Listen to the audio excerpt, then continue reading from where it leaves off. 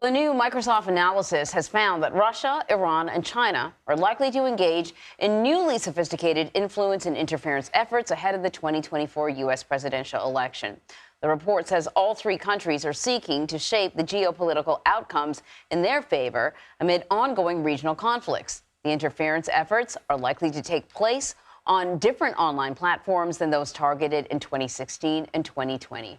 So for more analysis, I want to bring in Jamil Jaffer. He is a founder and executive director of the National Security Institute at George Mason University's Law School. Jaffer also served as associate White House counsel to former President George W. Bush. Thanks so much for joining us. So I suppose we should not be surprised by this. And it's sad to say, but I think about all the coverage we did on misinformation, Vlad, and I am not confident that the consumer of any of this stuff is like getting it yet, would be able to identify this.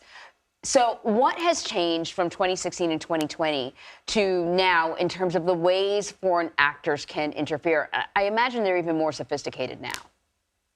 Well, no, you're exactly right, Anne-Marie. I think what we've seen is these foreign actors learn a lot from what they saw happen in 2016 and in 2020 in terms of what worked, what didn't work, what platforms they might get uptake on and the like. And even if they weren't actually engaged in activities then, but we're watching what the Russians were doing, but the Iranians and the Chinese have learned a lot about how to operate, how to, what things might get Americans spun up, including our own internal political dynamics where the two parties are really at one another's throats. And so we're going to an election that's likely to be highly contentious. The same candidates that were up in 2020 with a very hotly disputed election, and Capitol Hill, facing challenges like a potential government shutdown. So the report says that Moscow remains the most committed and the most capable threat to the 2024 election. The question, of course, is with so many nefarious actors out there, why does Russia, and this is maybe a poor choice of words, but why do they have the edge? Well, Russia's been doing this for decades, right? Active measures, disinformation, misinformation is at the heart of the Russian playbook. They've actually been outdone amazingly by Ukraine in terms of political maneuvering and active social media campaigns in the Russia-Ukraine war. But as a general matter, this is what they do, and they do it well. The Chinese have learned a lot and are increasingly getting better at their capabilities.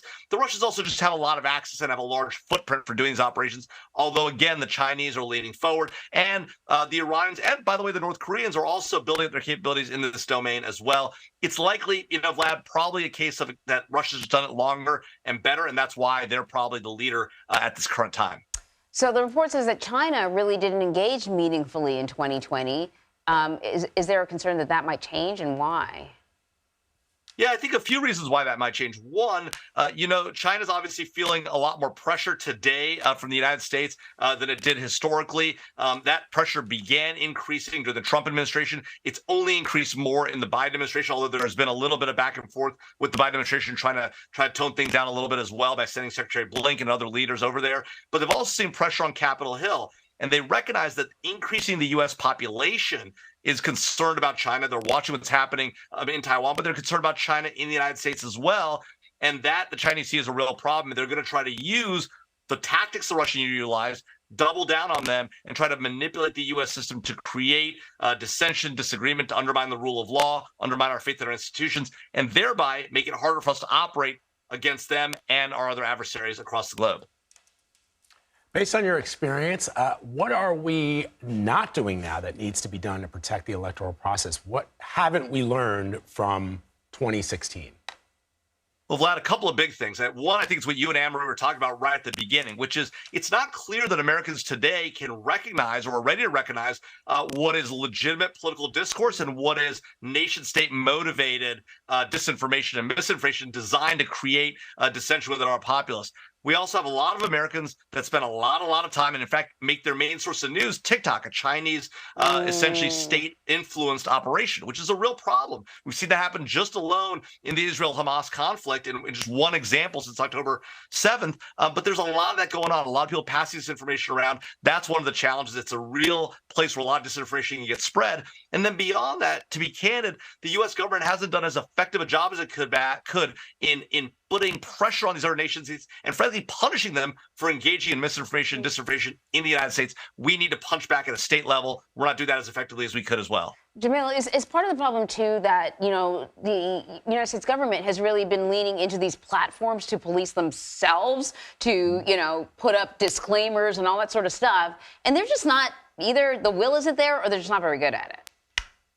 Well, I think part of the challenge here is that to the extent the U.S. has tried to work with platforms, they've gotten themselves into trouble because they've been engaging activities that a lot of people view as interfering with legitimate American free speech. And so the government's got to be a lot more careful in what it does. At the same time, frankly, the platforms need to step up as well. They've been trying hard to moderate the content and be careful, but they're also getting hit with, are you doing this politically? Are you politically motivated or not? And so at the end of the day, what's important for the platforms is to set very clear rules and enforce them aggressively and not do it based on policies, but do it based on foreign influence content. That's the key part of the operation. It's going to be hard to figure out. There's going to be a price to pay for doing it, but it's the right thing to do and what we need to protect our election and our systems. Mm-hmm.